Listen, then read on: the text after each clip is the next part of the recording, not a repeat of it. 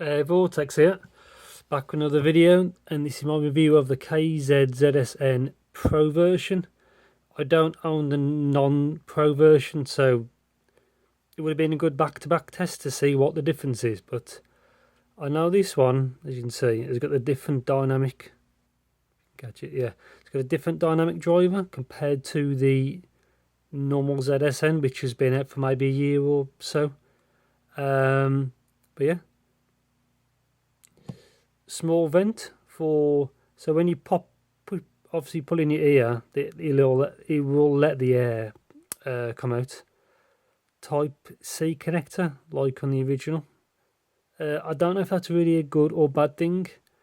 I'm a fan of the Type B connector because that's on a lot of KZs, and that's kind of proprietary. I know you can use Type B onto this, but you know, never mind. But good or bad, I'll let you guys decide that. But yeah. So as I say, it's quite a nice looking classic upgrade. Well, I don't know about that, but yes, in the flesh these look really nice. Hybrid, it's one of their basic hybrids, so I'll take this off. So one dynamic, and there's one balanced armature in the nozzle. These are quite cheap. I think around 10, 11, 12 pound in the UK. You know, through like AliExpress or places like that. But yeah, there's a sister model to this called the CA4, which is a similar price, but it uses a different dynamic.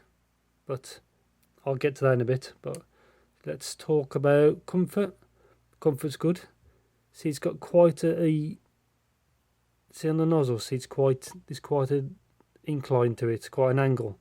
I find these really comfortable, like the ZS10 Pros and the CCA C10s are all, you know, really good. You know, really good comfort. No problems at all with the comfort. They're probably not the best because I think you'll need custom IEMs to get perfection, but yeah, they're not bad at all. Not bad at all. Let's give you a good look at it. But yeah, in the flesh with this kind of blue, they're really quite nice. So let's talk about the sound signature. I found these V-shaped, which is what I was kind of expecting at this price point. Yeah, so it means the mids are recessed a bit, and obviously, you know, it's a V-shaped, so it's got elevated treble and bass, which is normally what you get for this kind of price point. I think on some tracks I found it can be a little bit fatiguing, but it depends on the source. Like if you're using your phone or a digital audio player, it may be prominent on more than others, so you know, take it with a grain of salt. And I found they had quite good width, like soundstage, but there's a bump in the upper treble which gives it the width, but as you say, it can be a little bit fatiguing, but it depends on obviously your music style, you know, your music, and obviously your source material. I've used a very clean, for most of my testing I used a clean digital audio player, which is the Shanling M0, which is pretty neutral to be honest, but I've tried it with other amplifiers and it's pretty much the same experience for me. So bass, sub-bass, mid-bass, pretty good. You know, it's that new type of, you'll know it when you see one because it's very silver. So it's quite silver because it's the new dynamic, and yeah. Sub-bass good, mid-bass good. Obviously mids are there, but obviously them, you know, push back, and so look nice in the flesh.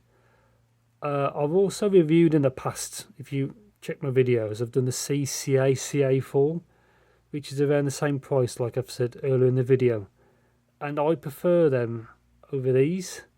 I'd still recommend these. They're still, you know, they're still good enough for the price point, but the CA4s, they're a little bit less V-shaped, and I prefer that. But yeah, these are still good for the money, but it's a shame I don't own a ZSN because I would have done a ZSN to a ZSN Pro comparison, you know, if it's really worth upgrading, shall we say.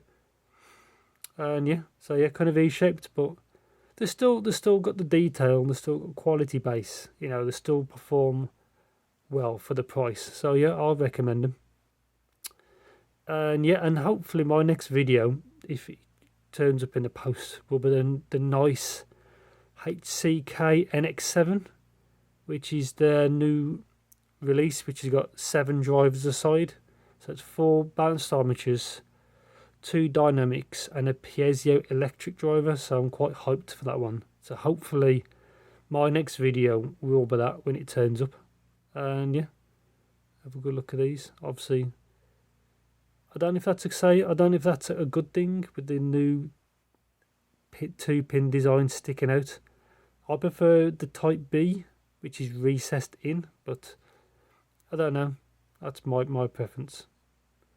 And yeah, I'm out. So hopefully you'll see me soon with that NX7. See you soon.